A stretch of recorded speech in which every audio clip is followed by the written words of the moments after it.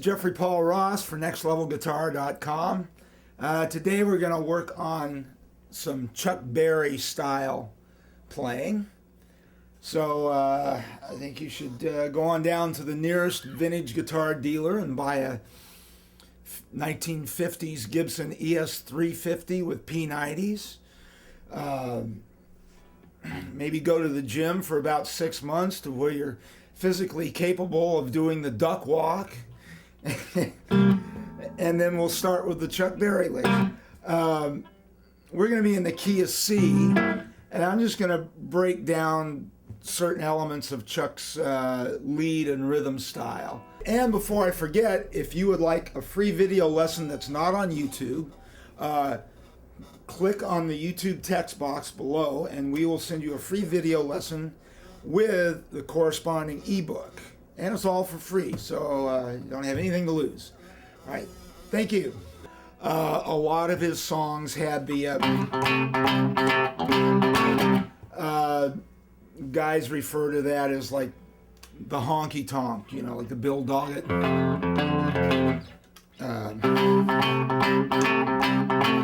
Now a lot of times Chuck would shuffle it. Sometimes he would do like straight eights, like, and the drummer would play a shuffle against that. It gave it a real interesting rhythm. So once again, we're in the key of C, and so we'll start with this. It's very simple. You're just going to bar your first finger on the 8th fret. Just think in terms of a C bar chord at the 8th fret.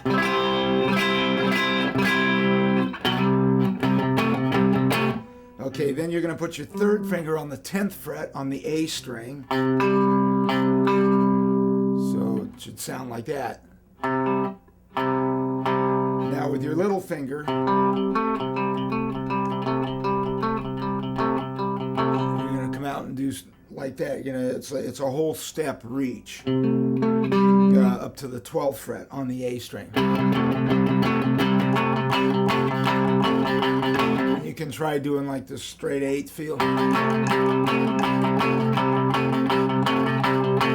or a shuffle.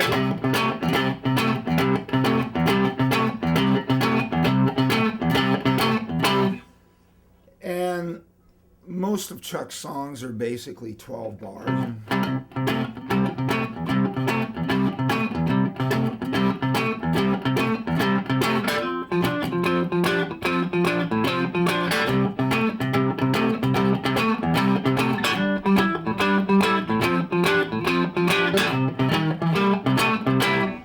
And now to play this pattern, when you go to the F chord, you just drop everything down a string.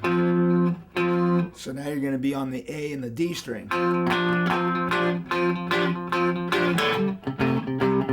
Then back to the first one. Now you're going to drop down to the A and D string again, but this time you're going to go a whole step up. So you'll be on the 10th and the 12th fret.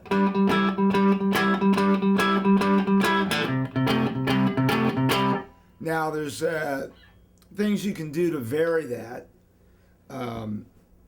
You can, if you can reach, you can get that 7th tone there on the 13th fret on the A string. Or you can also catch that note on the D string on the 8th fret, because see, you'll already have this finger barred there.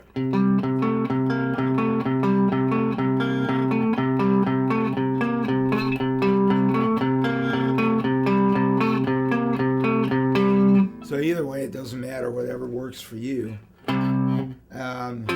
Now you can also, so rather than just going, you can, with your little finger, come up to the 11th fret on the low E string.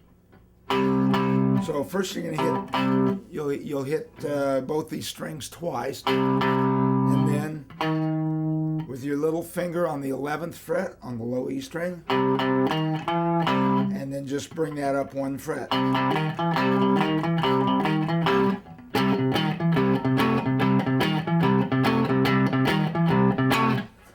Now you can put both that and what I showed you with that seventh note.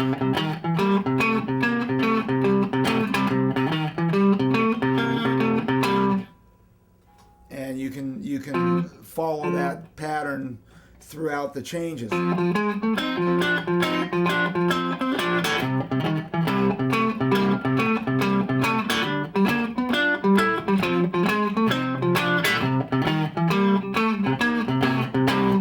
Basically, you hear Chuck doing stuff like that on like Johnny B. Good and Oh Carol. Now we're going to move to some of his lead playing, and his lead playing was very rhythmic. He didn't play a lot of single notes like the B.B. King style, and he used a lot of double stops. The double stop is it's a term borrowed from the violin. It's just basically where you're fretting two strings at once. I'm going to show you some basic patterns. We're in C, and if you can basically just think about this C bar chord at the 8th fret. We're going to be dealing with a lot of notes that are right there in that chord. And we'll start with that. And that's basically kind of a blues, a BB or T-Bone Walker intro. You know, if you were playing blues, you'd do something like that. If you were Chuck Berry, you would...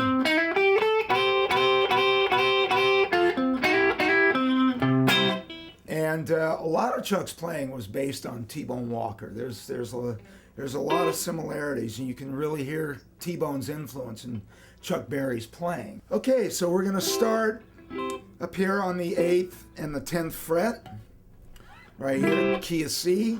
And we're starting here on the 10th fret on the D string with our 3rd finger. Now we're going to come down to the G string, and we're going to hammer on with our 1st and 2nd finger from the 8th to the 9th fret. The next note will be, it's a G note here on the 8th fret on the B string. So we got that far. The next note will be a whole step up with our 3rd finger, A note on the B string. Now we're going to do this little double stop, and we're barring the B and the E string, and we're going to slide up a half step and do like these little triplet figures. Now we're going to come down to this double stop on the G and the B string on the 10th fret, and we're going to bar it with our 3rd finger.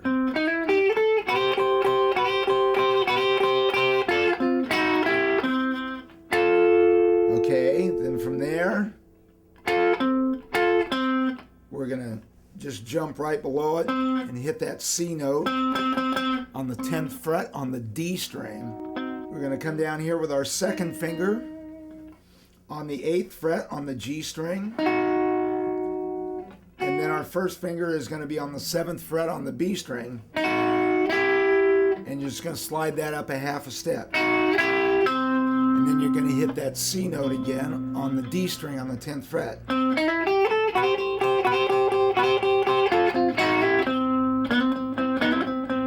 then you can do something like that, and that I'm making a double stop. I've got that my 3rd finger on the D string on the 10th fret.